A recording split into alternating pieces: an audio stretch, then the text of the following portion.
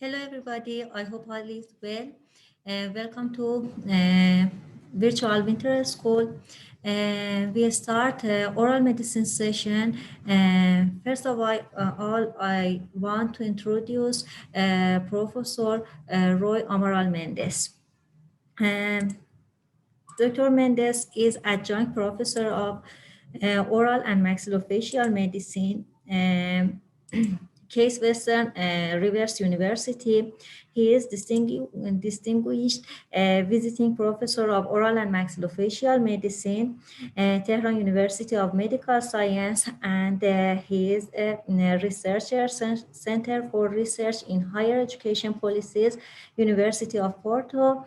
Associated editor of the British Medical Journal and associated editor of the Journal of Oral Pathology and Medicine, editorial board member of Oral Disease, fellow of the International Association of Oral and Maxillofacial Surgeons, fellow of the International Academy of Oral Oncology, and member of the American Society of Clinical Oncology. Professor Mendes, hi. Actually, I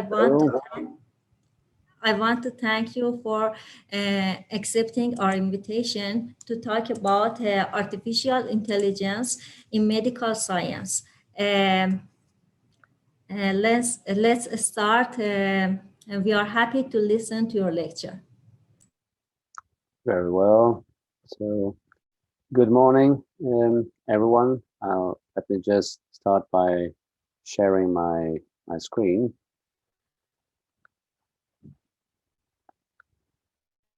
All right. So, I hope you can all see my screen at this point. Can you hear me? Can you see my screen? Is everything all right? Yes. All right. So, thank you. So, good morning, dear colleagues. Mamnoon ke emhos hahamadin. I hope I've pronounced the words correctly. Thank you for attending this conference. It is a pleasure for me to present in this virtual winter school. I thank Professor Poyan for his kind invitation to join you, and so I've already been presented also by dear colleague. So I'm a professor of oral medicine at Case Western in the States, and I'm a researcher in Synthesis, which is one of the biggest research centers in the University of Porto, associated with the medical school. And so today I'll be talking to you about artificial intelligence, but mostly from an ethical perspective. So I'll try to give you a different insight from what you probably are used to hear when you hear about artificial intelligence. So when I start talking about this, the first thing that comes to mind is, what do you expect me to address? And I mean this as a question. So I've tried to design this lecture to be rather as a little bit interactive. So I'm wondering, what is it that you think?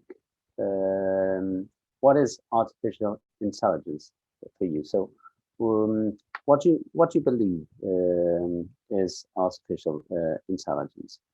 And in order to address that, I'll try to one of those things that we share. So one of the things. So let's play a game. The older people may recognize this picture from an old movie from the back in the 80s, which was called War Games. And in a moment, you'll understand why I'm picking up this picture. So, but I would like to ask you to play a little game. And what I'll do, I'm going to write in the chat box. I'm going to write a small this link, and I will ask you to, if you could just write 2 words on it about what is it that you believe is artificial intelligence. Okay. Um, Let me just put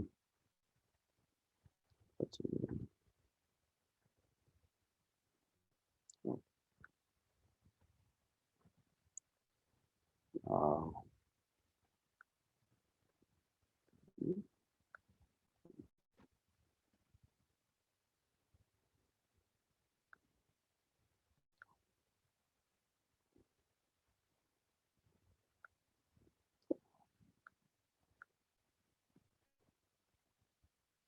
well, could you? I'll probably ask you instead of doing this way because I'm bumping into a roadblock. Could you write in the chat box, in your chat box, what a few words about what is it that you believe it's artificial intelligence?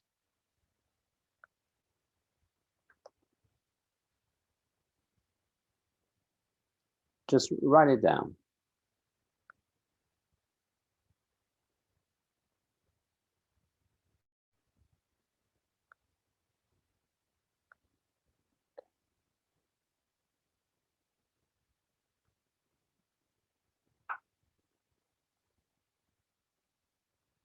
Hmm. All right. So robots that are able to make perfect surgeries. Uh, Excuse me, can I help you? Are you waiting for answering the question? Yes. Uh-huh. Okay. Machine's ability to mimic the human manners.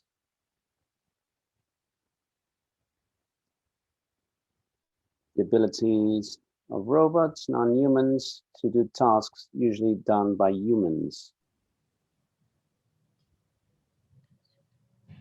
Right? Okay.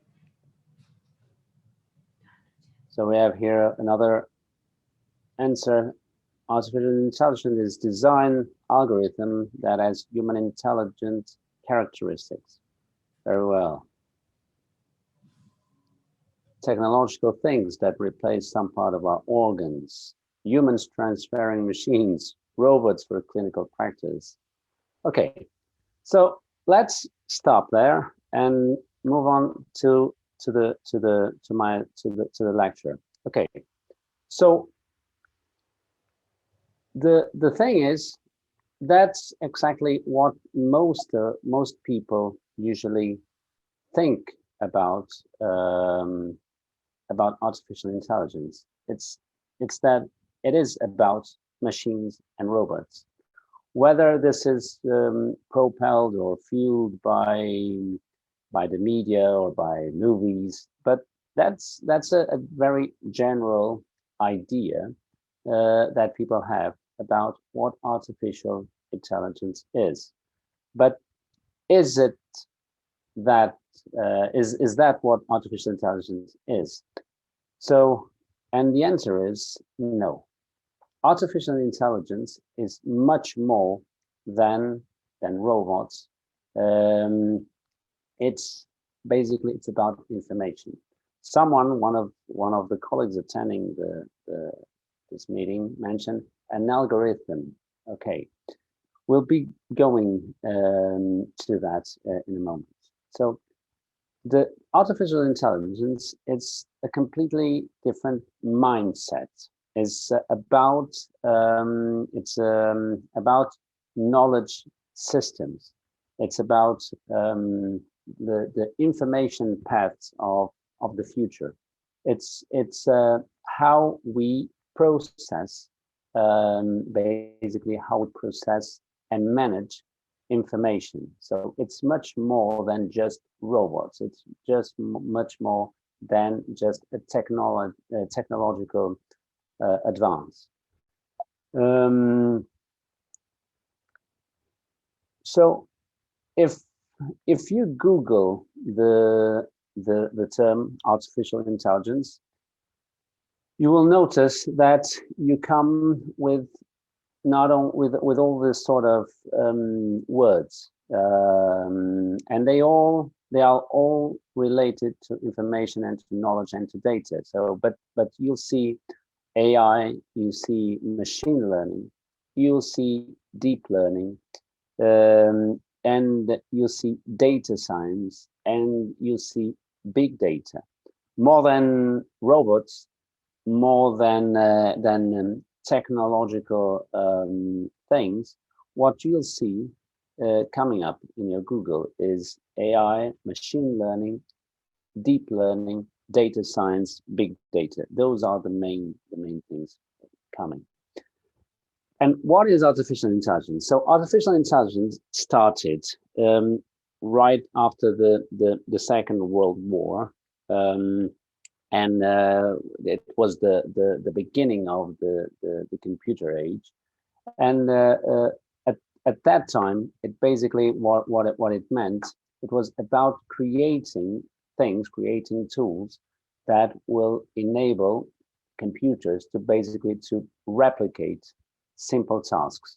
I'd say playing chess, but basically the computers were given certain instructions, and they basically would just replicate tasks that were performed by humans. But then in the 1980s, there was a big development. So this has been growing up very quite quickly, in almost in an exponential way. So for a long time, we got stuck in for a long period of time. We got stuck in this sort of basic artificial intelligence. But then there was a development into something that is called machine learning. And machine learning, I will explain the concept um, further ahead. Machine learning is not only about replicating the task, but it's about improving the task. So basically, we are the computers. They are able of doing replicating the task that human do, but they can improve at that. And one of the examples of that was, and that's why I used that that picture a moment ago, was there was this movie, as I mentioned, called War Games, and in that movie back in the 80s, what happened was that uh, uh, a teenager in high school in the States started engaging in with a computer from the defense department, and somehow he triggered the computer playing, thinking that it was playing a game, um, one of those old computer games. He almost initiated a nuclear war between the United States and the then Soviet Union. And this was about because the computer started improving at that task. So that was the beginning of machine learning. So that we could say that that movie kind of pictured or made an instant shot of something that was just starting at that time. But now, since during this last decade, since 2010, there was an enormous boost in artificial intelligence with the development of deep learning. And deep learning is is the artificial intelligence taken to a all new dimension. So we're now no longer talking about replicating a task or improving the task. Now it's about learning a task. So we are feeding the systems with we are enabling the systems to actually to be able to learn how to do something. And this is pretty much how things evolve. So these are the three stages of artificial intelligence. Okay. So taking you to the concepts. So as I was saying, so artificial intelligence is a broader kind of an umbrella concept in which basically includes any technique that enables computers to mimic human intelligence using straightforward logic, if then kind of rules, decision trees. So that's what artificial intelligence is. So it's about replicating. Machine learning is a subset of artificial intelligence, which includes kind of a little bit more complex, abstruse statistical techniques that enables machines to improve a task with some experience. So that's when the machines start to learn something. And then we have deep learning, and that's a subset of the machine learning. So we are pretty much narrowing our path. Is a subset of machine learning, but composed of algorithms that enables a software to train itself to perform the tasks like speech and image recognition, and they do that by exposing multi-layered neural networks to a vast amount of data.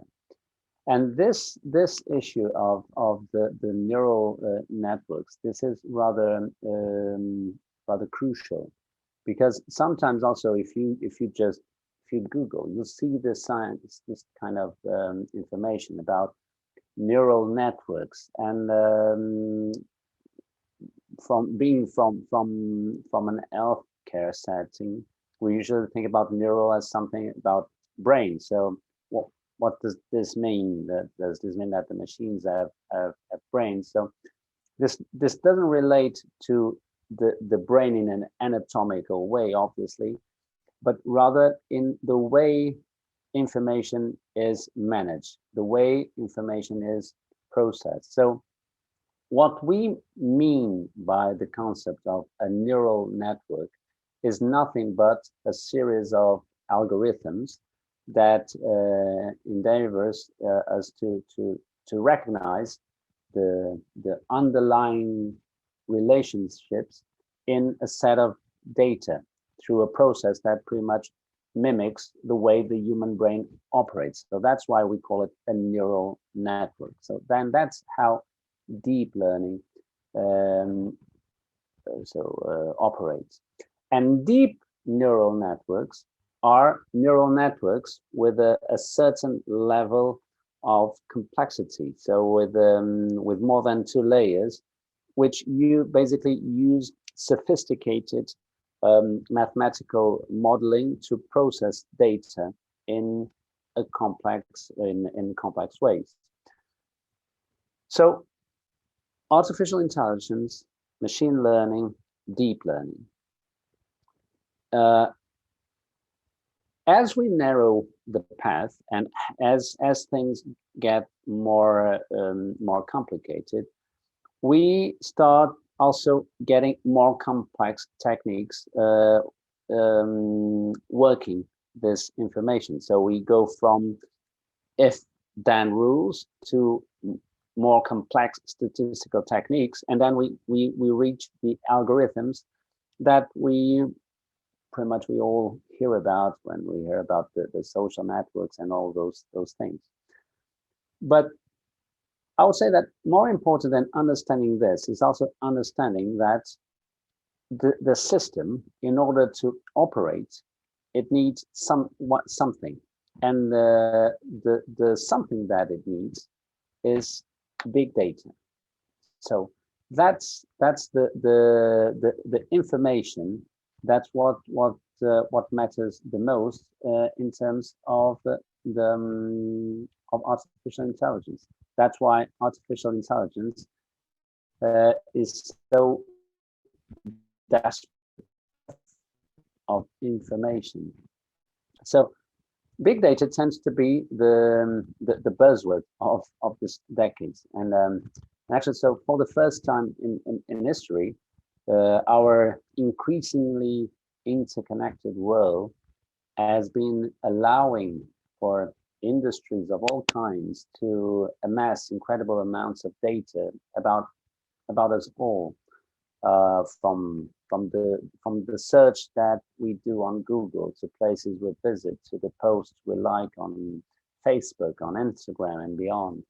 So much of this data has been leveraged to advertise to us in more and more effective and targeted ways. So I'm pretty much sure that most of us, most of you, using while surfing the social networks, you come across certain things that you like, certain interests, and say, how did you know that I was thinking about that? So this is because this is big data working. This is a form of artificial intelligence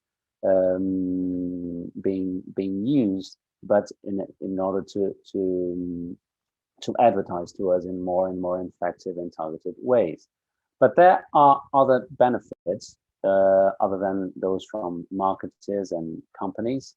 So there are other potential benefits to the humanity thanks to big data. So uh, healthcare gathers huge amounts of data already from digitized patient records, are just the tip of the iceberg. So if we think about the genomics, for example, the rapid advances in genomics and related disciplines, basically, they generate a mind-blowing amounts of data.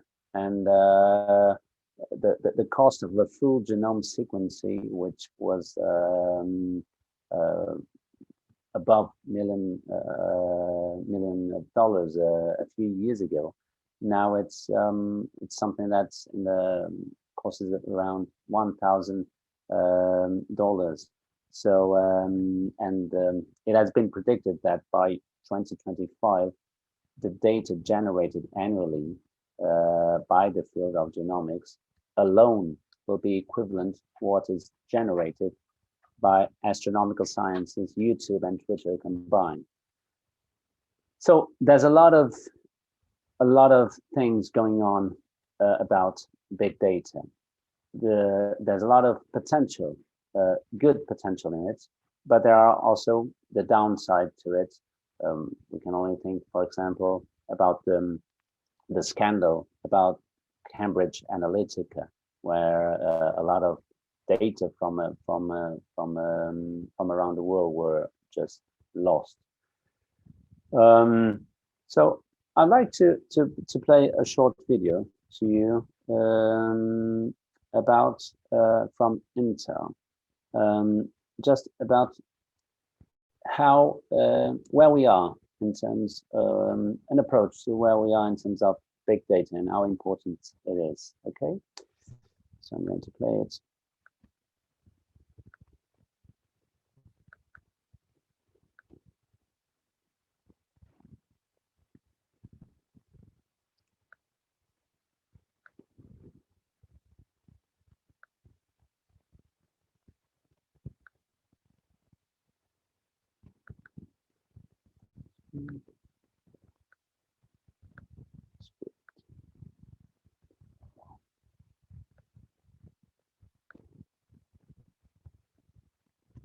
Uh,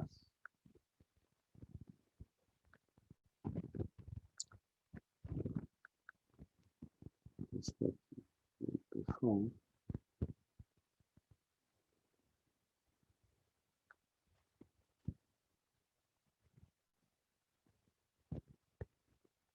I'll ask you for just, sorry, this was working. I don't know what happened. Just give me, I'm going to stop sharing for 30 seconds just to get into the video. Sorry.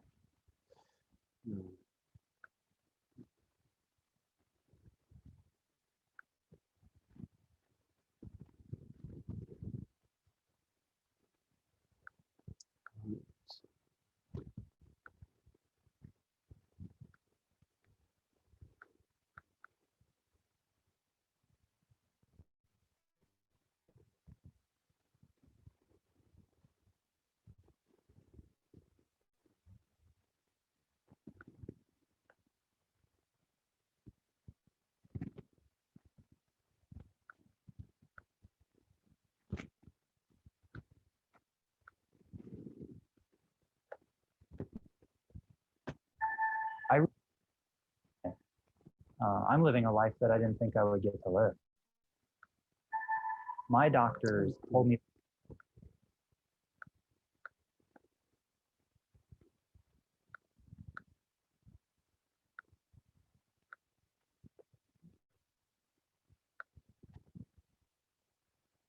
All right. Okay. So I'm going to share it again.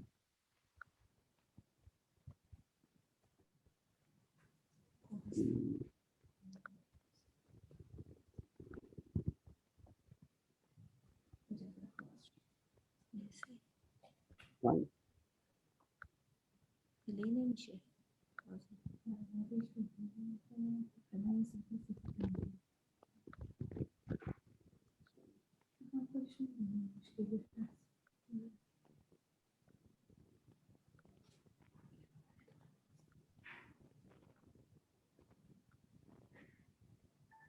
I really shouldn't be here today.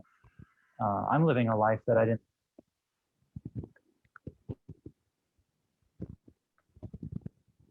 I really apologize for this. As well as was working.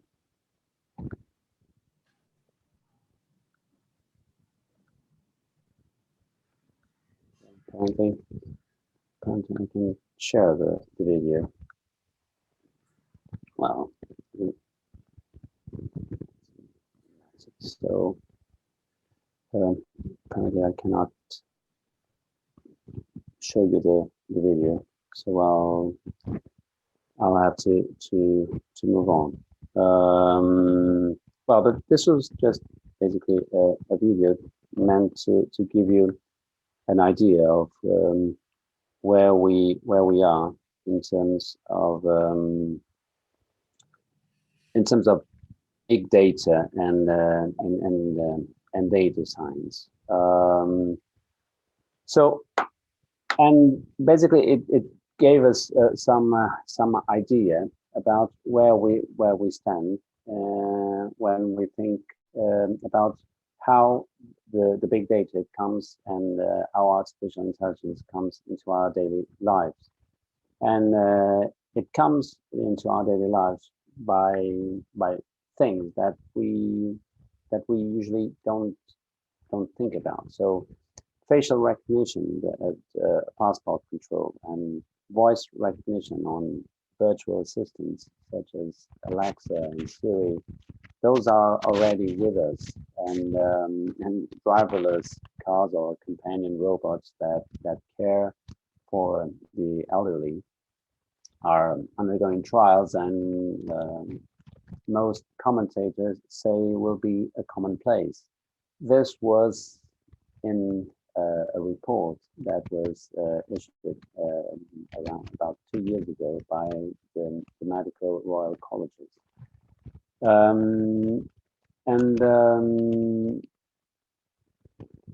So how does this, how can we bring these two areas together? So on one side, we have artificial intelligence, we have deep learning, we have big data, we have data science, we have machine learning, and then we have healthcare, surgery, medicine, public health. So how can we combine them in order to make the best use of artificial intelligence to inform our daily practice?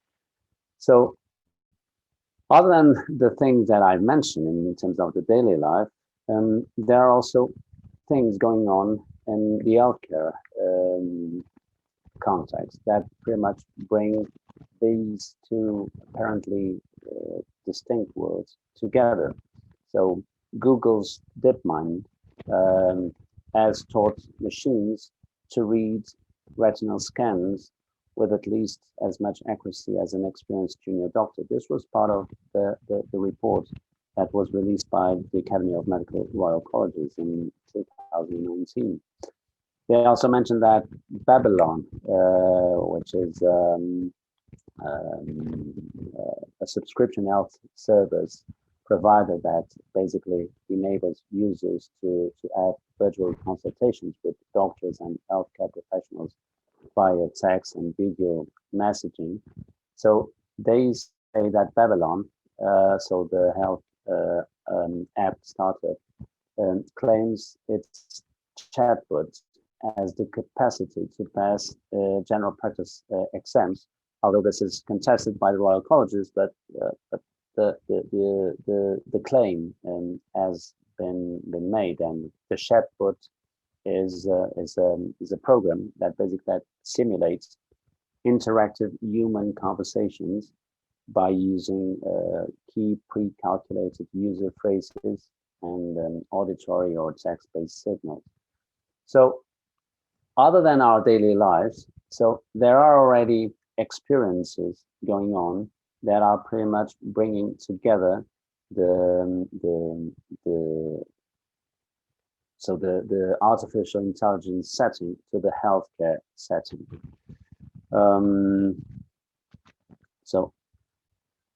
So this one works. I hope you can hear it. The world's approach to health is broken, but that's about to change. Medical. Can you hear the sound in this one? Yes, we can. Okay, sorry. Because the other one I had to use the YouTube, and apparently it got blocked. So okay. Data doubles every 3 years, and the $7 trillion health industry is unable to keep up with the staggering rate at which information is produced.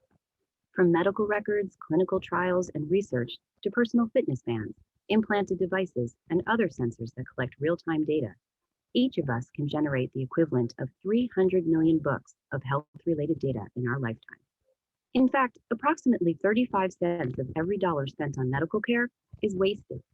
And yet, there is a reason for hospitals, doctors, insurers, and patients alike to be optimistic about the future. The reason is Watson Health Cloud. The IBM Watson Health Cloud brings together vast amounts of medical data into one centralized thinking hub on the cloud, combining traditional analytics with the advanced cognitive capabilities of Watson, the ability to learn and over time refine its analysis based on what it is learning, to turn this wealth of data into knowledge. Take Raul. Raul has a family, a busy job, and an active lifestyle. He also has a heart condition. It's mild, but it could worsen over time.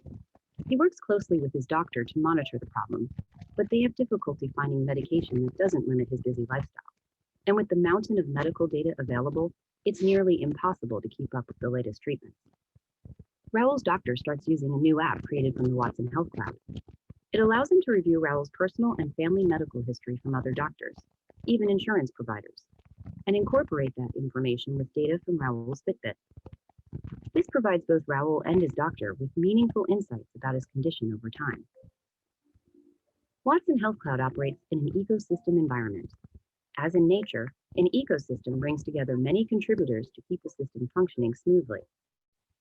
Watson Health Cloud's ecosystem functions much the same way. It combines massive amounts of data and knowledge and brings together researchers, doctors, patients, pharmaceutical companies, and insurers in a secure and open platform. As Raul and his doctor continue to use Watson Health Cloud through the app contributes that data back into the Watson ecosystem. This give and take makes Watson Health Cloud more dynamic, intelligent, and efficient for everyone. The app combines knowledge about Raoul's heart condition with data in the Watson Health Cloud from patients with the same condition. Using analytics and insights, the app makes the best recommendations for Raoul's care. When a new study suggests a correlation between an allergy medication Raoul takes and increased risk of heart disease, the app alerts Raoul's doctor and suggests a possible replacement medication. Since the app knows Raoul is an avid runner, the app suggests a medication that doesn't interfere with strenuous physical activity.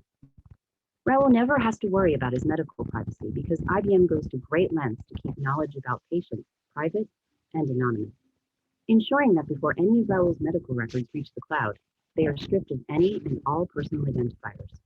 This process refers to de-identification services, which are crucial to creating a safe, secure cloud environment.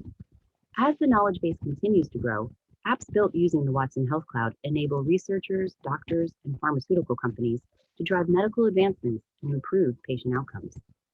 Physicians can be more confident and accountable in their treatment, and individuals like Raoul can be more responsible for their own health and wellness by taking preventative action. IBM Watson Health Cloud is rapidly transforming healthcare around the world. Its advanced cognitive capabilities, interactive ecosystem, and secure de-identification dramatically change the dynamic between patients, doctors, and the medical community, creating a brighter, healthier future for all.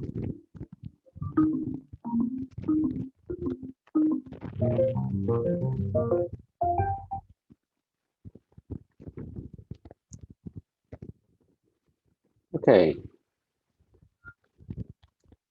moving on.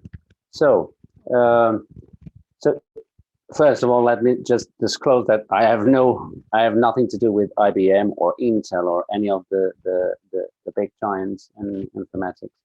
But this I just use this to give you an idea of how things how developed things are already currently as we speak. So it is an ongoing process. So we're not talking about just theoretical issues that we can arrange, but it's actually things that are already being in place. And these sort of things related to artificial intelligence, they are being kind of sold to us as a good thing. Not only as a good thing, but also, as you can see in this graphic here, as a good thing that is needed, because it gives us an idea of how the relationship between the demand of the supply of clinicians will evolve in time. So it is presented as when we look at the graphic that says that in 2026, so 5 years from now, there's a 20% estimated unmet demand in terms of clinicians. So we might think, okay, so we can basically address that with artificial intelligence. So it's something that it's good, and apparently it is needed. So this is basically a brave new world unraveling. But those who have read this famous book by Aldous Huxley will know that the world is not as this world is not. It doesn't go without its downsides and its dangers and its challenges that it poses. A colleague of mine from Case Western just this week, when I was preparing my lecture, I came across this news that was published in LifeWire, and this biomedical engineering. He said that there is a lot of optimism, but also a lot of hype in the use of artificial intelligence for precision medicine.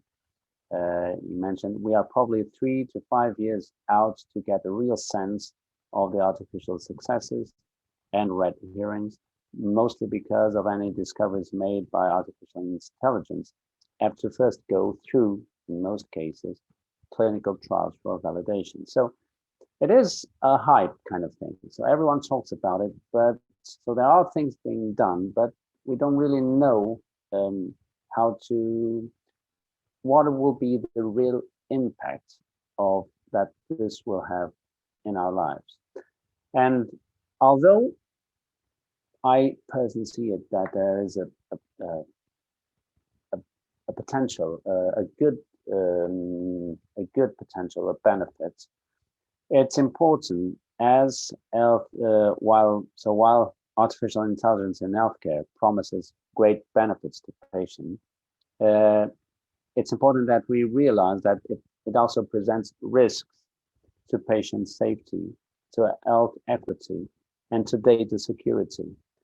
So if we want this to work, and if we want to avoid that brave new world from Aldous Huxley, we need to maximize the benefits and to minimize the risks.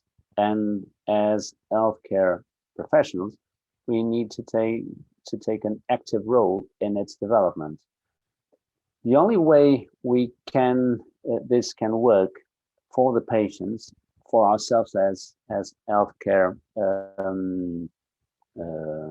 professionals, is if we are part of the development of these new tools.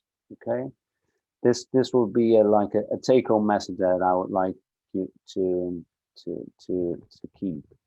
And what are the dangers? Because so far I've been talking about, so what is artificial intelligence? What is machine learning? What is deep learning?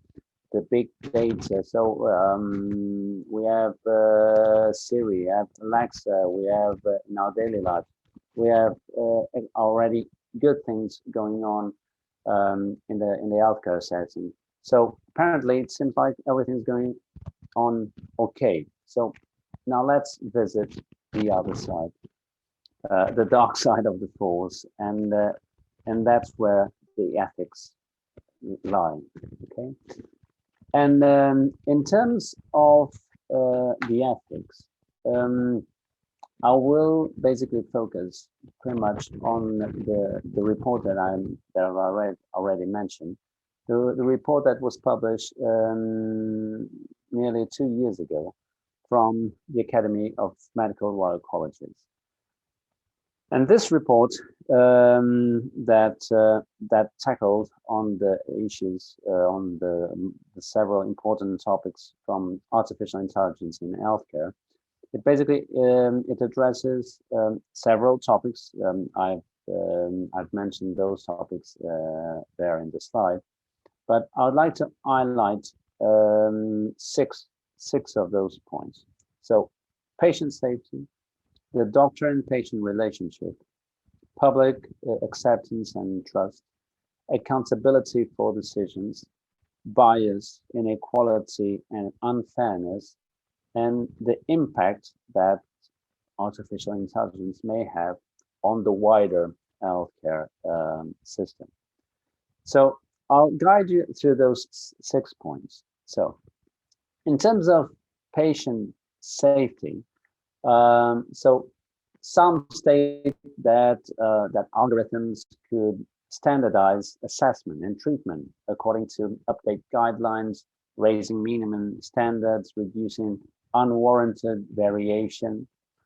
But on the other hand, decisions support tools could be confidently wrong, and the algorithms, which that could be potentially misleading, are hard to identify, and because of that, they may potentially lead to unsafe artificial intelligence to actually to harm patients across the healthcare system.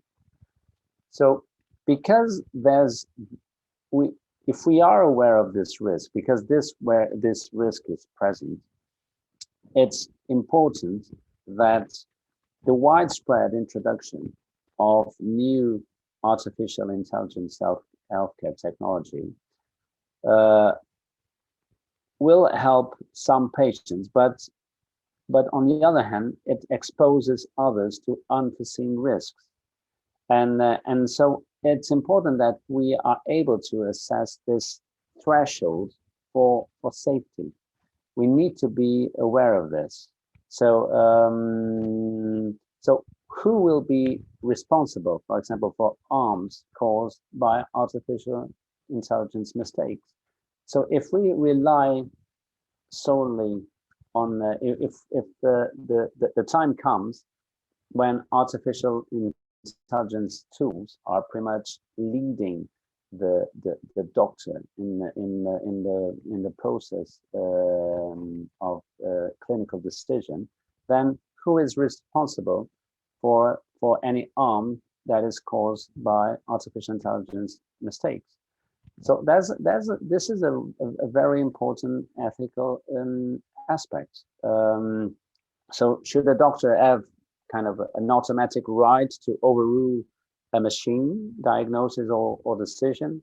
Should the reverse apply equally? So should a machine be able to overrun or overrule a doctor's decision? So these are things that have to be taken into consideration if artificial intelligence is to be developed in a way that minimizes the risks and enhances the benefits. But so these are important questions related to patient safety. Then pretty much related to this is the question of doctor-patient relationship. So we know that the relation between patient and doctor has evolved, and not so long ago in some countries, in some places, so doctors would have control over knowledge and decisions, but nowadays we are hearing more and more about holistic approach, about tailored patient-centered approach, about shared decision making. So maybe a few years ago, it would be reasonable for a doctor to say to a patient, do this, and it will go unquestioned. Nowadays, not only will not be unquestioned, but probably the patient is likely to say, well, okay, doctor, but I saw on the internet that there's this and this. People will always reach out to Dr. Google for a second opinion. So the relation between patient and doctor has evolved, that's certain. But and artificial intelligence technologies has or have the potential to cause a seismic shift in the culture of interactions between clinicians and patients. So can a doctor be expected to act on decisions made by a black box artificial intelligence algorithm? Will clinicians bear the psychological stress if an artificial intelligence decision causes patient harm? So how does the doctor sees itself in relation to the patient when it comes to responsibility, if they are not given the power to modify or to understand the contribution of the artificial intelligence to that error? So this, in the end, if it is not considered properly, may diminish the value of clinicians in the eye of the public, and therefore may reduce the trust and degrade the quality of doctor-patient relationship. So this is a peril. This is a challenge that artificial intelligence poses to us as doctors. And I think it goes without saying that that's the trust that a patient has in a doctor is a cornerstone of everything we do. So we when we treat the patient, we're not only prescribing something, we are prescribing ourselves to the patient. So it's about trust. And the fact that artificial intelligence comes into the picture may, to some extent, affect that trust. So it's something that needs to be taken into consideration as these new tools develop. Then there's also the important topic about public acceptance and accountability. So let's say that the social license that artificial intelligence enjoys so far is kind of a precious commodity. So everyone sees if we were to make a query to the public about what do you think about artificial intelligence, if we're going to show them one of the videos that I played before, well, people say, well, it seems like a good thing. It's so it is a rather precious commodity, but we know that, like for example, historic controversy about over genetically modified food, for example, demonstrates the consequences that can arise when the trust between science and the wider public breaks down. So it's important that we keep this public acceptance, that we uphold the accountability of all this of all this technology. So, for example, some questions. Should patients be always given a choice about whether a doctor or an algorithm makes their diagnosis? Will technology companies be willing to take responsibility for the results of artificial intelligence systems? And will the national health systems do the same? Will there be a significantly increased workload, for example, for accountable officers and chief information officers? Final question, does the public sufficiently understand the concept of this accountability? Would the public understand the question of machine accountability? Okay, so who would be accountable? So these are things to be considered when we are bringing a new actor into the equation of healthcare of healthcare.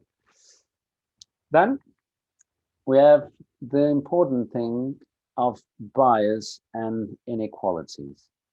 And so the question the two main issues here is, will artificial intelligence as it stands provide a more fair and objective decision than humans, who are limited by our own personal experience and biases?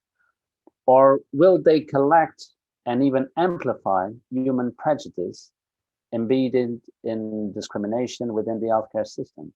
So this is something that we need to take into consideration, because the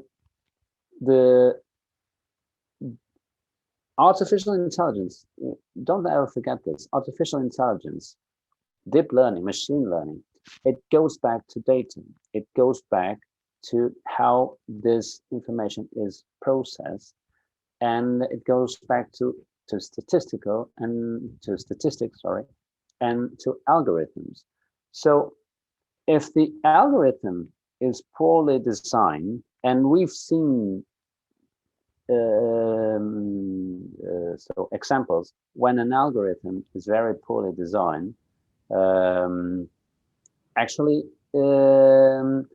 said undue information can pass, can bypass the system, and that could ultimately impact negatively on the system. For example, let me just give you one example. Thinking about recent events, I'm not going to talk about Donald Trump, but think about the COVID pandemic. we all know that there's a lot of anti-vaccine and a lot of fake news going around about the the different challenges in terms of treatment, in terms of how deep the impact is in different countries. So, but those sort of information is feeding the social networks. So, yeah. We have just 2 minutes left. Okay. Thanks I'll a lot. be okay. So, thank you. So, these things can impact negatively. So, the impact on the wider healthcare system. That's another thing. So, in terms of what happens in terms of the social determinants of health, could an individual patient, for example, health data influence the quality of the treatment they receive? The fact that Raul was the video that I've shown you before, if that person, if Raul was not being so conscious of his health, could that data that was gathered be used against him to deny him certain treatment? So the impact on the wider healthcare system is also to be considered. So the reports basically mentioned that the dystopian but also feasible outcome is that health inequalities increase, or the system becomes overwhelmed by the so-called the worried well, whoever arrived at their general practitioner's surgery or at the emergency department because they have erroneously been told to attend by their artificial intelligence enabled Fitbit or smartphone. And equally worrying is a world where only the wealthy will be able to access the best artificial intelligence delivered healthcare. So these are things that these are ethical aspects that we need to pay attention in order to help these develop in the proper way. So I'm already finishing. So in terms of the World Health Organization, so in 2017 they released a report from a meeting. It was an international consultation on ethics about big data and artificial intelligence, and I'm just going to take you over some of the major concerns. So one of the participants, Dr. Christian Upen from the UNESCO International Bioethics Committee, so she raised some specific concerns regarding the autonomy and consent. So again, it goes back to patient safety and doctor-patient relationship, privacy and confidentiality. So in the absence of a guarantee of permanent anonymization, trust is important to ensure freedom from being profiled and from an environment shaped accordingly. So again, trust, how to what extent this may impact on trust. Ownership and benefit sharing, justice, the digital gap, and we've seen this digital gap now with the pandemic. Sustainability in terms of energy, in terms of environment. You may ask yourself, so what does this have to do with energy? A lot, because in order to process all this big data, the computers that are used are quite time consuming. Okay, so going to Carl Sagan. So Carl Sagan used to say, we have also arranged things so that almost no one understands science and technology. This is a prescription for disaster. We might get away with it for a while, but sooner or later, this combustible mixture of ignorance and power is going to blow up in our faces. So we need to avoid this mixture, that this divorce between science and technology. It's important that we don't propel this mixture of ignorance and power. And as Stephen Hawking used to say, so success in creating artificial intelligence would be the biggest event in human history. Unfortunately, it might also be the last unless we learn how to avoid the risk. So, and in order to avoid the risk, we need to be conscious of the risks that are posed upon us. So thank you. Highly mamnoon.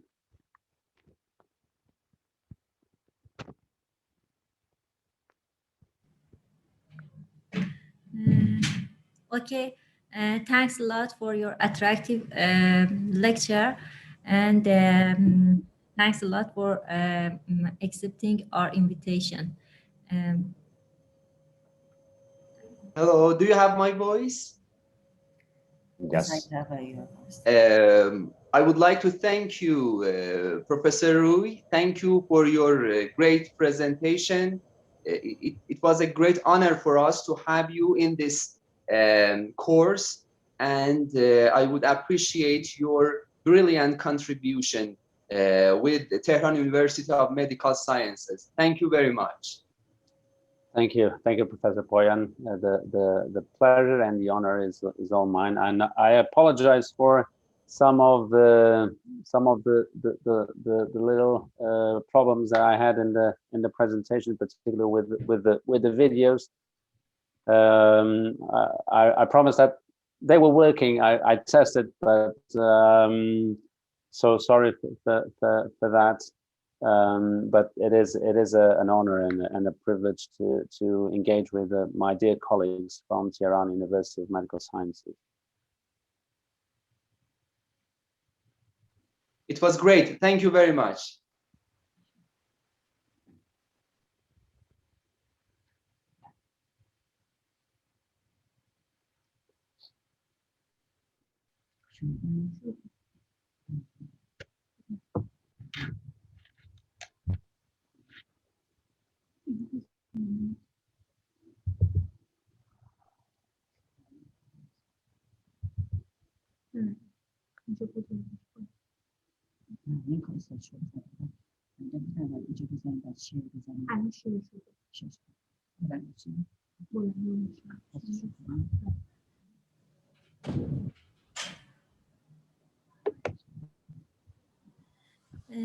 Okay, let's start the next lecture by Dr. Farzaneh Agha Hosseini. She is professor of oral medicine department, Tehran University of Medical Science. Dr. Agha Hosseini, thanks for accepting our invitation. Please start. We are happy to listen to your lecture. Thanks very much. In the name of God, the merciful, the compassionate.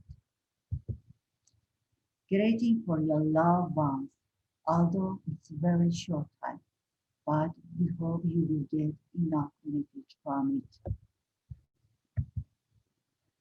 Recurrence after stomatitis rust is a common condition characterized by the repeated formation of benign and non-contagious mouth ulcer of teeth in otherwise healthy individuals. Persons with aphthous stomatitis have no detectable systematic or systemic symptoms or signs, that is outside the mouth. Generally, symptoms may include prodromal sensations such as burning, itching, or tingling, which may precede the appearance of any lesion by some hours, and pain, which is often out of proportion to the extent of the ulceration and is worsened by physical contact, especially with certain foods and drinks. For example, if they are acidic or abrasive. Pain is worse in the days immediately following the initial formation of the ulcer, and then receive, and healing progresses. If there are lesions on the tongue, speaking and chewing can be uncomfortable. Ulcers on the soft palate, back of the throat, or esophagus can cause painful swelling. Signs are limited to the lesions themselves. Ulceration episodes usually occur about 3 to 6 times per year. However, severe disease is characterized by virtually constant ulceration, new lesions developing before old ones have healed. RAS may cause debilitating chronic pain and interfere with comfortable eating. In severe cases, this prevents adequate nutrient intake, leading to malnutrition and weight loss. Although ulcers typically begin as erythematous markers, reddened flat area of mucosa, which develop into the ulcers that are covered with a yellow-gray fibrinous membrane that can be scraped away. A reddish halo surrounds the ulcer.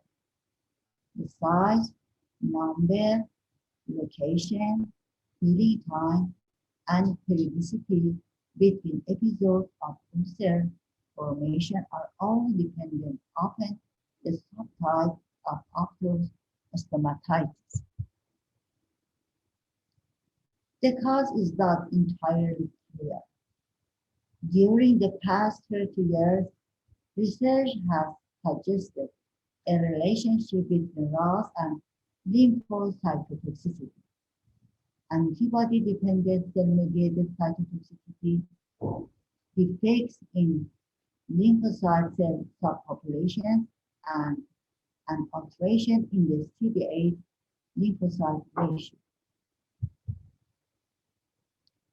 More recent research has centered on the dysfunction of the mucosal cytokine network. The research suggests that an abnormal mucosal cytokine cascade in RAS patients leads to an exaggerated cell-mediated immune response, resulting in localized ulceration of the mucosa.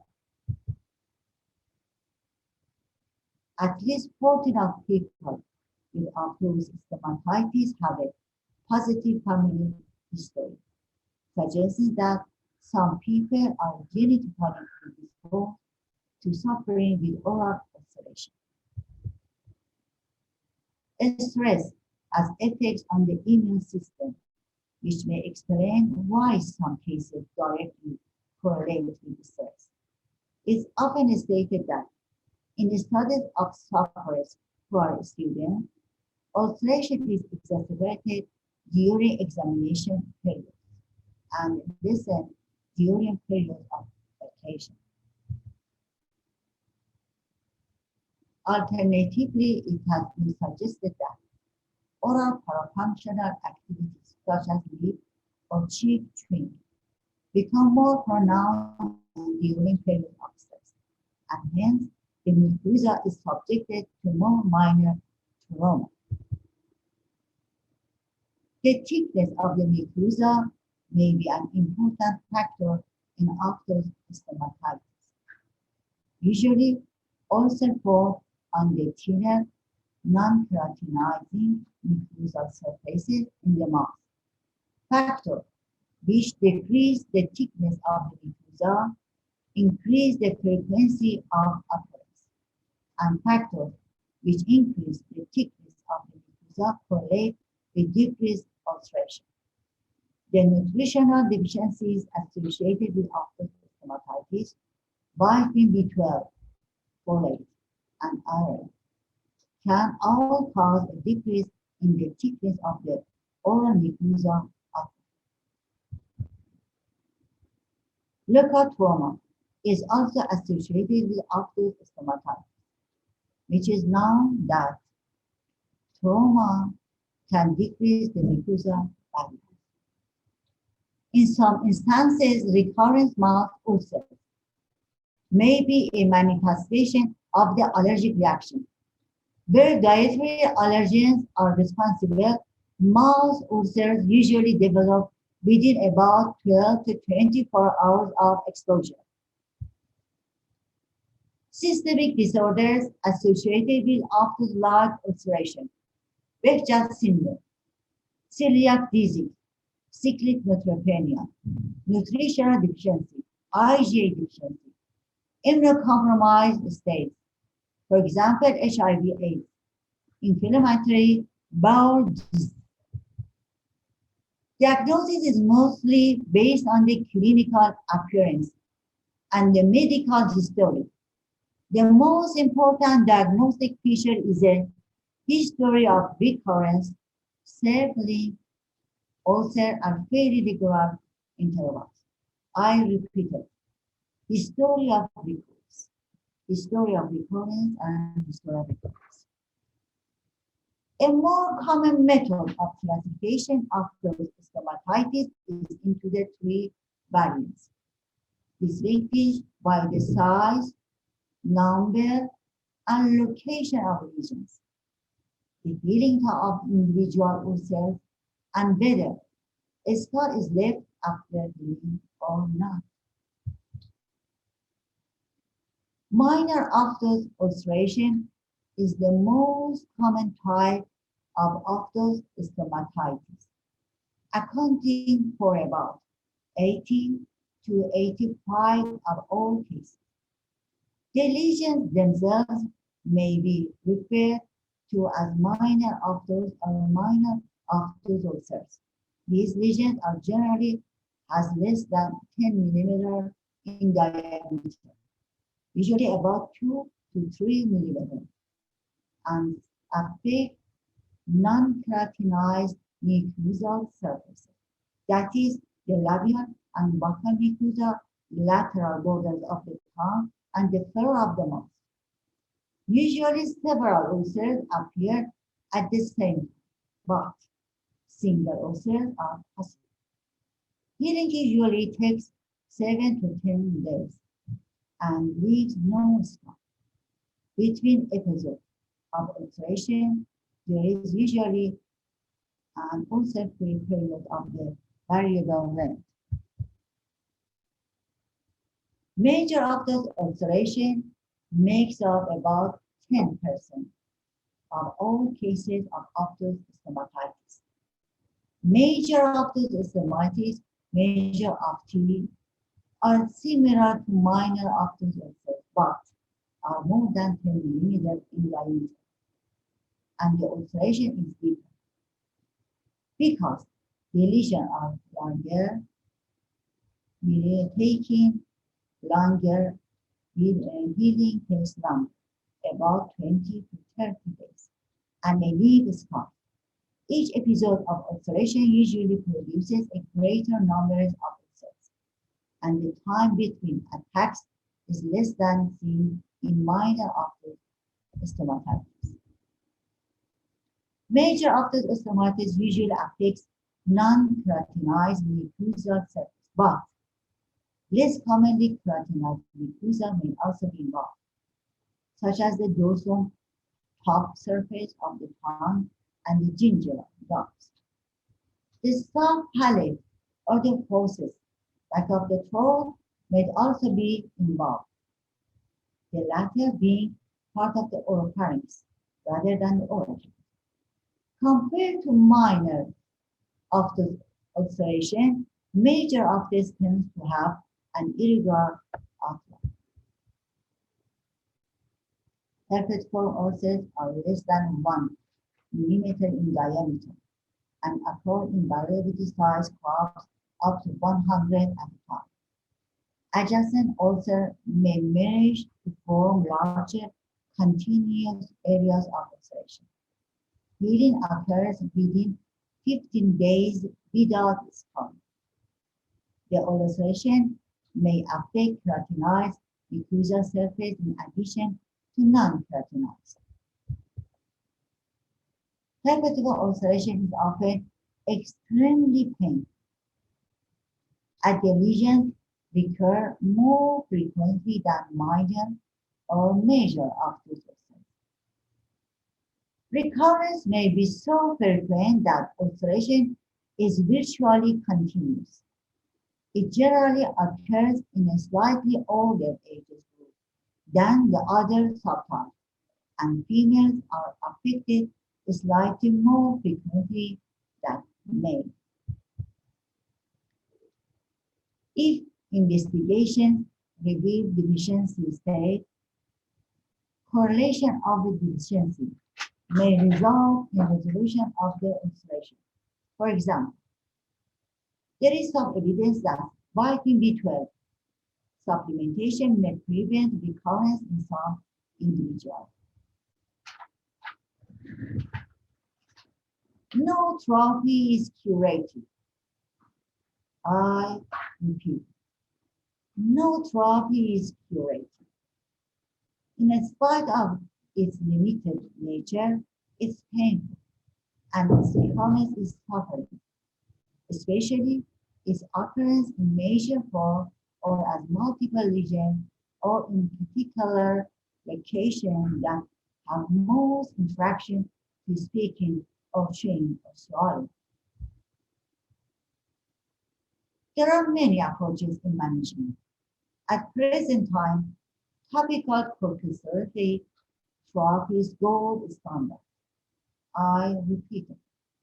At this time, topical corticosteroid therapy is gold standard that is accomplished by many methods, including orally, injection, locally, mouthwash, oral rinse with or without carboxymethyl cellulose, and intralesional injection.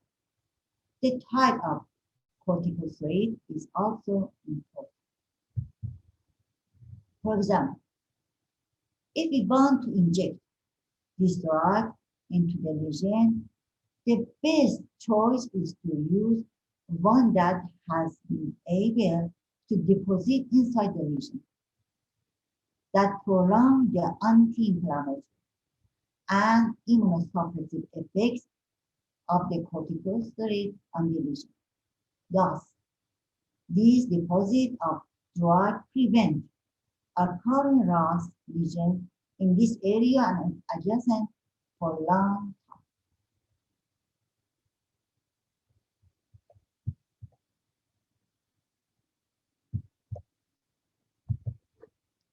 Kinetic cause precipitation the drug into the syringe and makes it difficult to inject into the lesion. That's very important.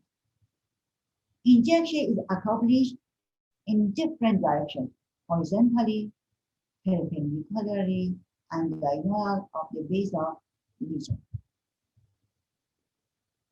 This management not only causes promptly resolution of the pain, I repeat it. This treatment not only causes promptly resolution of the pain, shortening of its healing, it provides a reservoir of drug that can help to postpone the recurrence.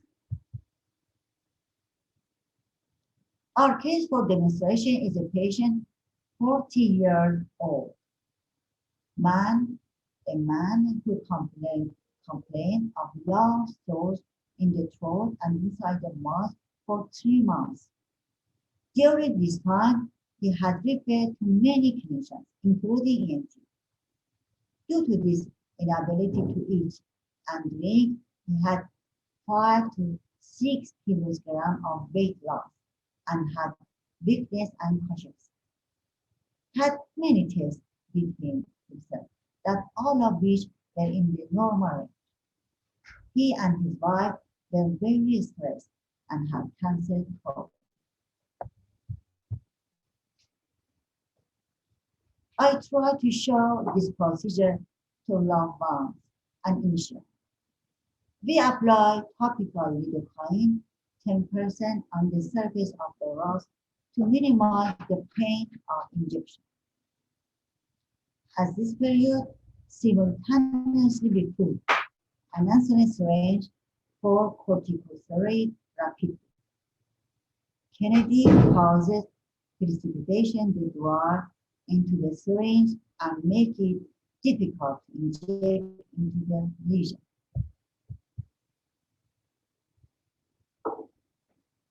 The man I mentioned you before, it is the initial examination. A major rose in the labia of mucous.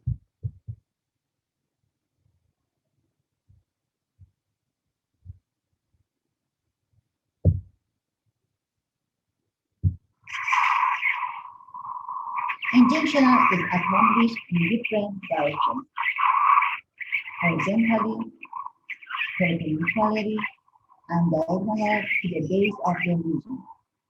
This not only causes prompt irritation of pain, shortening of healing, it provides a reservoir of drug that may delay the recurrence.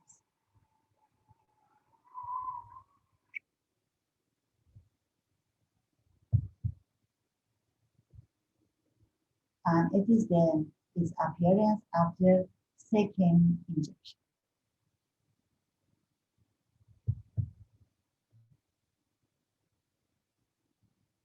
He is the same patient with oropharyngeal rust, major ulcers, that I described his physical and his stories before.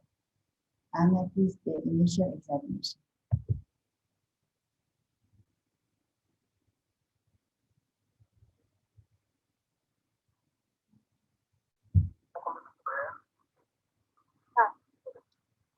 Injection is accomplished in different directions horizontally,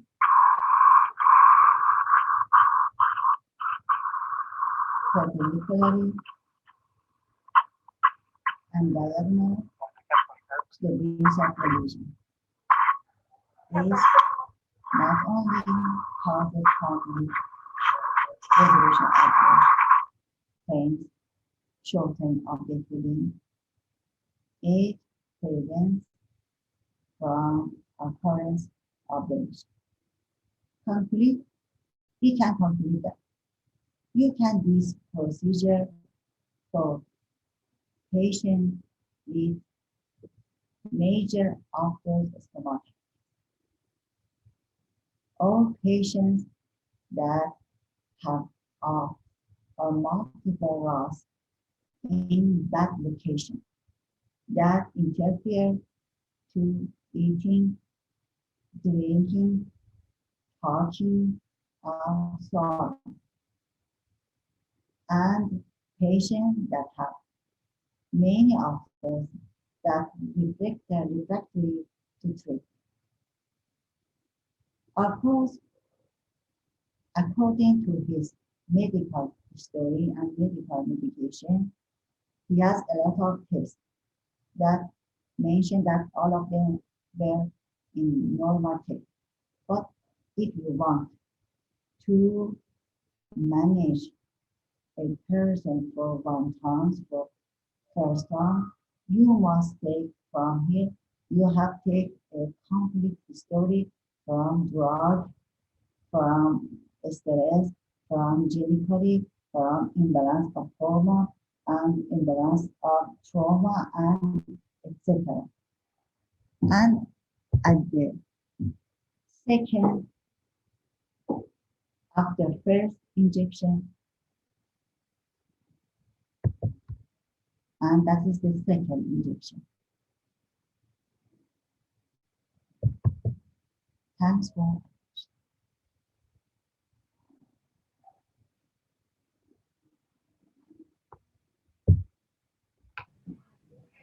Okay, thanks you very much for your attractive lecture. Um, mm, Thanks a lot, and we will. And the second lecture will be by Dr. Pourshahidi. Have a good time, doctor.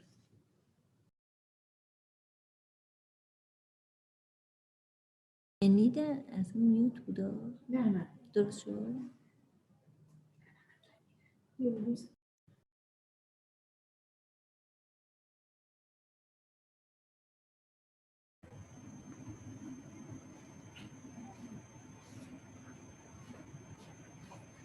Okay. Hello, Dr. Pourshahidi. Let's start with Dr. Sara Pourshahidi, Associated Professor of Oral and Maxillofacial Medicine Department, Tehran University of Medical Science. The topic of lecture is application of laser for treatment of oral lesion. Okay, let's start. And thanks for participation. Hello, Doctor. And hello, everybody.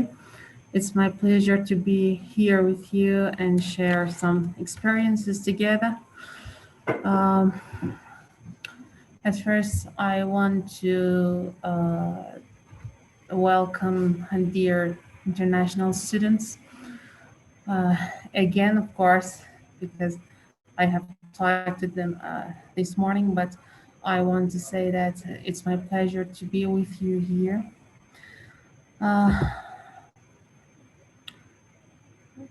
As Dr. Kupai said, I'm Sara Pourshahidi.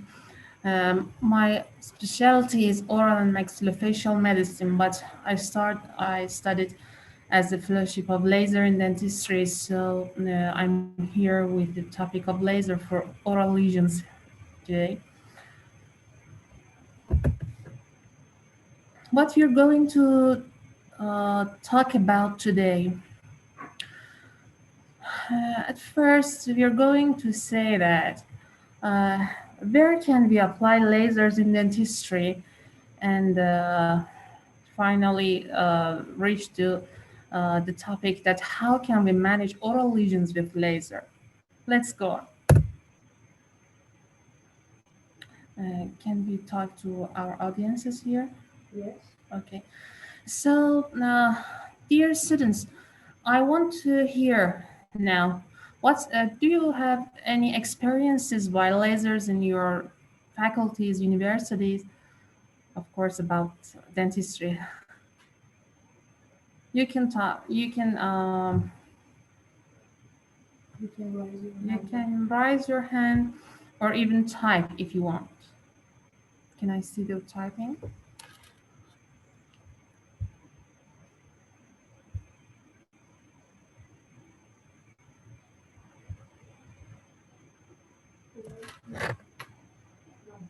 Raise hand. More hand. Okay. Okay. We have one. Noor Hamid. She wants to talk. Can we hear that, the manager? Yes or no? Okay.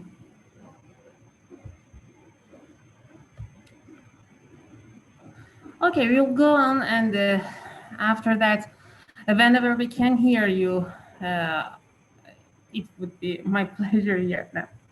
Okay, what's laser? As we know, laser is light amplification by simulated emission of radiation. Okay, and what's the difference between laser light and others? As you see here, the sunlight has different wavelengths. They are not in one phase, of course. The second kind of light that you might heard about is LED. What is LED? In LED, we have different waves, but they all have just one wavelength. We say monochrome or in one color, but they are different in their phases. Okay. But lasers are the lights that all the waves in that are in one color and one phase. So we say monochrome and coherent. We have a proverb, we have a Persian proverb which says that one hand has no sound. What does that mean? It means that if we be together, we will be more strong. And we can extend this meaning to waves. Laser is more strong than the waves that are not coherent and, of course, in one phase. In medical and dentistry, we use lots of kinds of uh, different kinds of lasers, different brands, and different wavelengths. But all of them share in one specialty. Can you see it here? Electromagnetic spectrum, you see here from gamma ray to radio waves. And I want you to think about which part of the spectrum can be specified for lasers in dentistry or medicine, not different. Of course, X-ray and gamma ray, you know that these are dangerous for health because they can pass through the nuclei and they can make mutations. So we cannot use them as lasers in health, in medical, in medicine. So, and most lasers in medicine and dentistry are for the visible spectrum and also near infrared, most of them, almost all of them. Before starting the lesions, we should know some basic uh, parameters. We should know what's chromophore. Chromophore is a natural particle in tissue which absorbs um, lasers. And absorption is the first parameter that we need uh, to have laser effect. 4 chromophores are in oral cavity. The first of them is water. The second is hemoglobin. Third one is hydroxyapatite. And the last is melanin. You know that melanin is not oral cavity is not melanin rich, but there may be some. What can we expect from laser in oral cavity? Cutting, ablation, excuse me, coagulation, accelerated healing, pain elimination, elimination of inflammation, and nerve regeneration. As you see, I have divided them into 2 groups, high power and low level. You see that cutting, ablating, coagulating, these are related to high power application, and the others are for low level ones. We'll discuss about all of these. What's high power application of laser? In the simplest world, I want you to know that if we are able to see the effect of laser on the tissue immediately at the clinic, probably we are using high power ability of laser. The instances are dental preparation, using lasers instead of blade, or doing something that changed the specific lesion to non-specific ulcers. This example will be discussed more in uh, the slide of OLP. I will discuss about this more. Caries removal is one of the high power application of lasers, you know. Occlusal preparation. for restorative dentistry. We can do gingival depigmentation with lasers, as you see in this picture. We can also do laser bleaching. But we are talking more about surgical removal of oral lesions today together. You know, there are some benefits using lasers instead of the conventional way, such as less bleeding, almost no bleeding sometimes. You can see that as in this picture, you can see that the clinician has done frenectomy and there is no bleeding. The other is better visualization that relates to the first one. You know that? If we have no bleeding, so we can see the site better. Another thing is less contamination. I agree with this. Yes, it is less contamination because there are less blood over there. But I want you to know that, and I want to emphasize on some issues.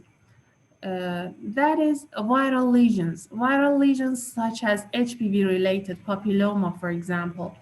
As you can see here, this is an example of papilloma, and a clinician may like to do the surgery with laser, but why he or she should not do that? Think a little. Okay, because the particles of a virus may enter to the air and inhale with the clinician, and it is a hazard. It is a working hazard, so it's not recommended to do a surgical procedures for viral lesions with lasers. One another benefit is not needing saturation. You know, there are some lesions in specific areas that is hard to manipulate, such as in the example in this picture. You can see that if we want to manipulate this lesion, the patient would have strong gag reflex. Even if we can do the surgery with laser, that it is possible, and we do it in clinic, but certainly we cannot do suturation over there. It's very, very hard. So the best choice here is lasers, and we can do the surgery with long shanks of lasers, and after removal, we don't need to do anything. So it's so easy for us.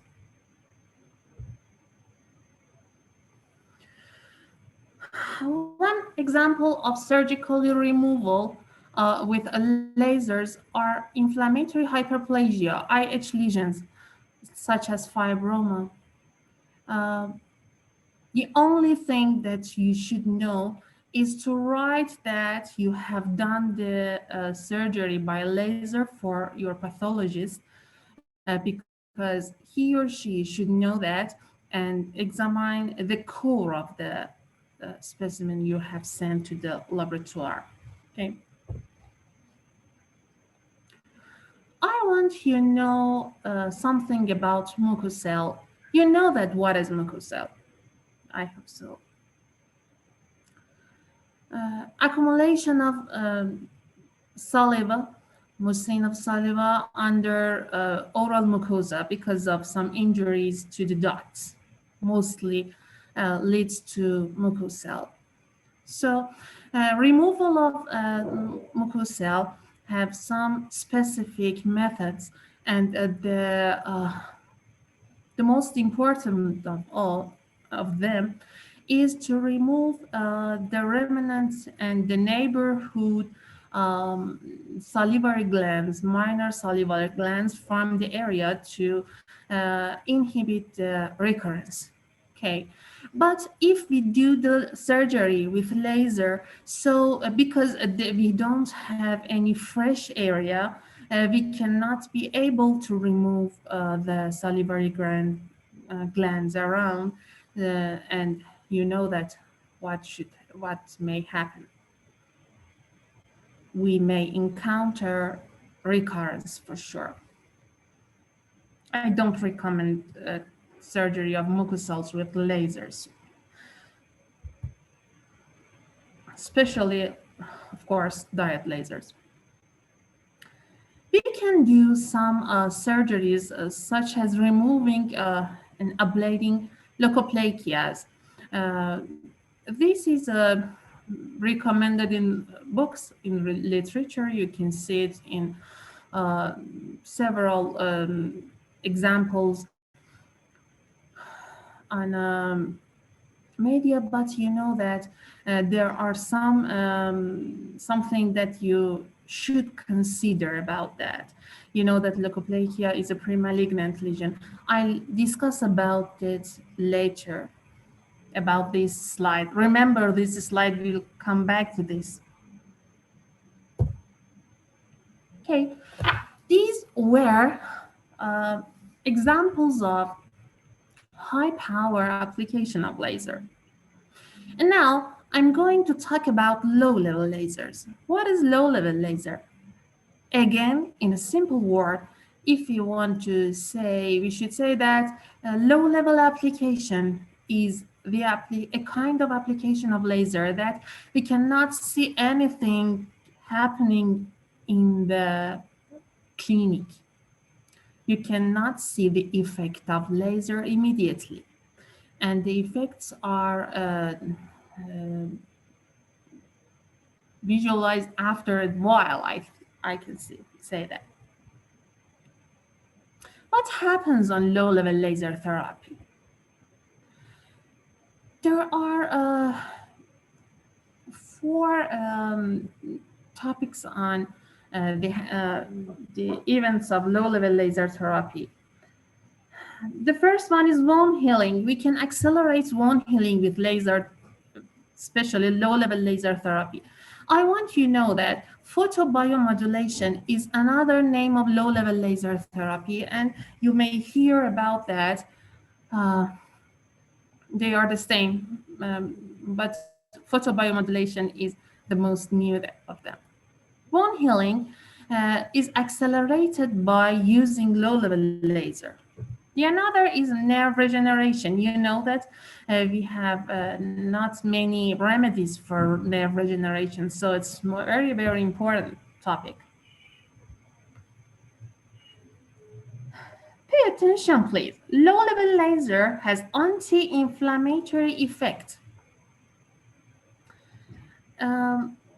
I would like to hear you, but I can't now, so I should just talk, but not here. But I will explain about that. Wound healing and anti-inflammatory effect seems to have controversy. I mean that how a laser, how a device can have anti-inflammatory effect and at the same time promote wound healing. While you know that one of the bases of wound healing is the inflammatory phase. So anti-inflammatory effects should lead to delayed wound healing, not accelerated. This is a big question. This is an important question that you should think about, but lack of time, I should explain it now, immediately. I cannot let you think about that. Okay, we have 2 kinds of inflammation, guys. Acute inflammation and chronic inflammation. Acute inflammation is the kind of inflammation that low-level laser leads to accelerate it, shorten the time of acute inflammation. So now we can imagine that accelerating of acute inflammation, shortening the time of acute inflammation leads to shortening the time of wound healing. Now it's okay. But we have another kind of inflammation that is chronic inflammation. Chronic inflammation, such as something that you can see in arthritis, these kinds of inflammation affecting by a low-level laser leads to anti-inflammatory effect.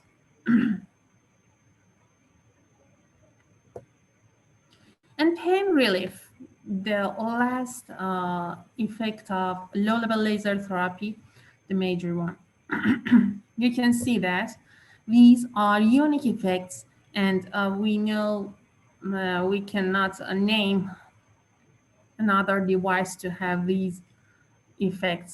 At high power level, you can say that laser is a device besides others, and you can cut, for example, by blade, and if not, by laser.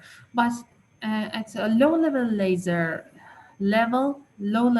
laser therapy, you cannot name any other device to have these effects, all, of course. One of the effects are nerve damage, nerve regeneration. You know that in some injections, especially to inferior alveolar nerve block, when the dentist is doing that, one iatrogenic accident is damage to the nerve over there, and the patient may feel numbness on her or his chin.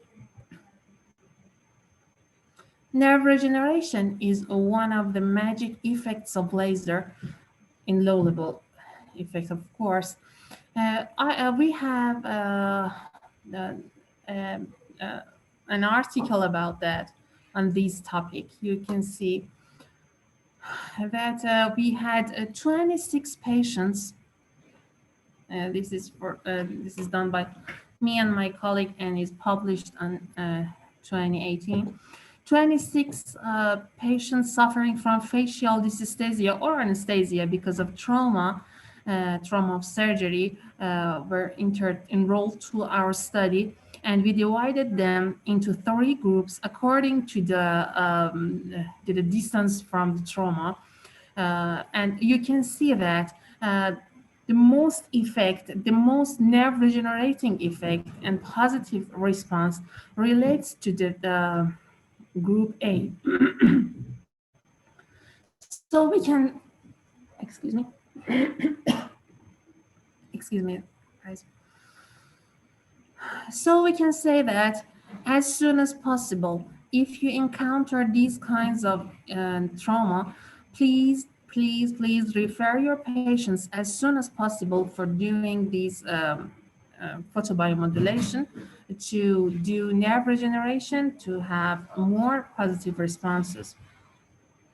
How much time do I have? Okay. Excuse me, how much time do I have?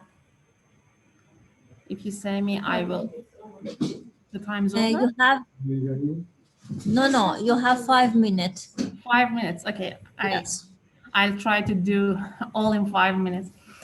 Another part is dental hypersensitivity. We know that we, as clinicians, know that there are lots of our patients suffer from these problem, and lasers, by stimulating secondary dentin formation, can help patients, and we know that it reduces inflammation, so reduces these kind of suffering signs. We also have an article on this topic comparing the comparing two kinds of lasers, erbium chromium YSTG and dyed lasers on dentin hypersensitivity. And on this article, we concluded that both of them, both kinds of lasers, had could decrease the dentin hypersensitivity immediately after 1 week and after 1 month. But after 1 month, erbium chromium YSGG was more potent to do this effect. So both of them could reduce the hypersensitivity, but long-term effect was more for erbium chromium YSGG. Uh, and for TMD, temporomandibular disorder, we can affect both muscles and joint by low-level laser therapy. And again, in a study, we compared the adjuvant effect of lasers, of course, lasers and TENS therapy with just pharmacotherapy of these patients. And we don't have time to explain these all. Of course, I wanted to, but I don't have time. At the conclusion, conclusively, using these devices in combination with medication leads to accelerating in pain relief and resolves movement restrictions in MPD patients. On oral leukoplakia, I told that I want to discuss something here. Rapidly, I will tell everything. We can use both high power and low level laser here. But we should mention that leukoplakia, such as lichen planus, both of them are lesions that are called pre-malignant lesions and are more potent to change to squamous cell carcinoma than the normal mucosa. So we should be aware about using some device like laser that promotes proliferation. If laser can promote proliferation in normal cell, so it can promote it in dysplastic lesions.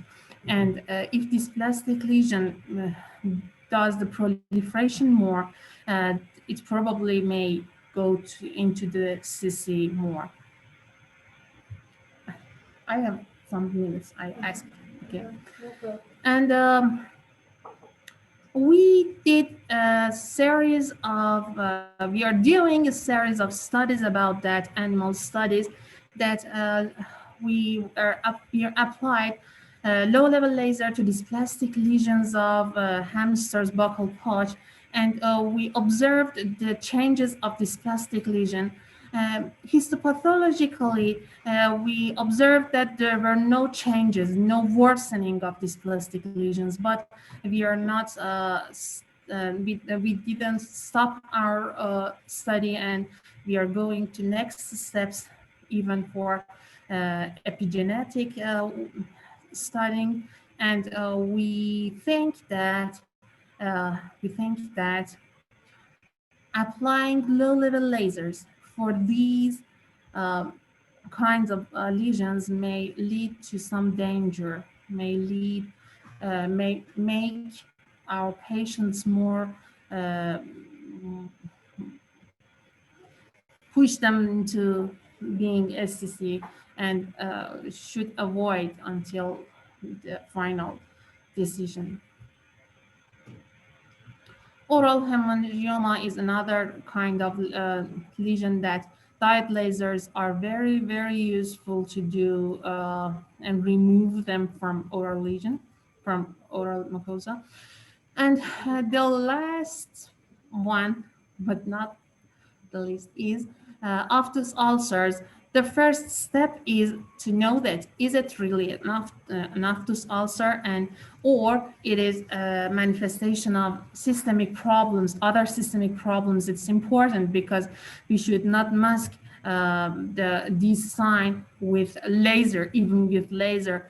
Uh, we should be sure that it is an aphthous stomatitis, and if we conclude that it is aphthous stomatitis, we can manage the current lesion with a low-level laser, lead to analgesic effects, and help patient to eat, drink, and brush teeth with lower levels of pain. But for prevention to recurrence, there are studies but have no conclusion yet. So we cannot talk about it, and we cannot say that it is effective in prevention, not yet. And the last word, I want to say that laser, although it is a multi-purpose tool, but just it is a tool, and it is important who and how is using the device. Uh, it was just an introduction, and I hope to be useful. Thank you for your time and for your listening. I wish you to have a fruitful course here, and wish you all to see in Tehran. To see you all in Tehran as in near future. Thank you. Thank you. Thanks a lot, Dr. Pourshahidi, for your attractive presentation. Some students have some questions from you. One of them is that does HPV spread through the drop in laser treatment? Is one of the can HPV transmit through airdrops? For sure. See, HPV can go into the air in a little and small particles, and we can inhale them. Of course, if we have to do the surgery of HPV-related lesions with laser, we should have a good vacuum. We should have a good protection, and try to not inhale the particles from the air. Yes, if we do laser and we burn the lesion, the virus particles may go to the particles to the air and transmit via our inhalation system. Yeah. Thanks a lot. And the other question is, can we increase the level of alveolar bone by using laser? Uh, Nice question. Uh, Lasers can help to produce new bone formation, but not alveolar bone. Of course, if we do some mesh, if we do some surgeries, and after that we are waiting for more bone formation inside. Yes, laser is okay, but laser is a tool and cannot produce some material. If the question is in one session, can we elevate the bone level? No. But if the question is can low level laser improve the quality of bone and help to new bone formation? Yes, it can. Thanks a lot, Dr. Pourshahidi. You're welcome. Have a good time. Thank you. It is the end of oral and maxillofacial medicine session, but we will see you on Monday again. Have a Excuse me. good time. Excuse me, Dr. Kupai. I wanted to share my email that if any other question I can answer with email. Uh, I will write it over here, my colleagues. Thank you.